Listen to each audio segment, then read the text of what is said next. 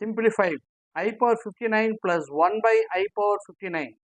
So இதோட value எப்படி sir கண்டுபிடிக்கிறது? 59 நீங்கள் 4ஆல் டிவைட் பண்ணுங்க. ஐயோட பவர் மேக்ஸிமம் 4, I power 4 1. 4 விட அதிகமாக இருந்தால் நம்ம 4ஆல் டிவைட் பண்ணணும். 1 4s are 4, 5ல் 4 மைனஸ் பண்ணால் 1, 9, 4 4s are 16, 3.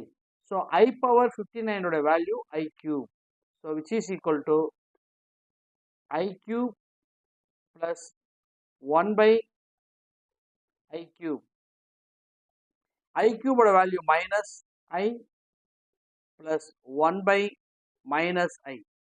Plus into minus minus 1 by I.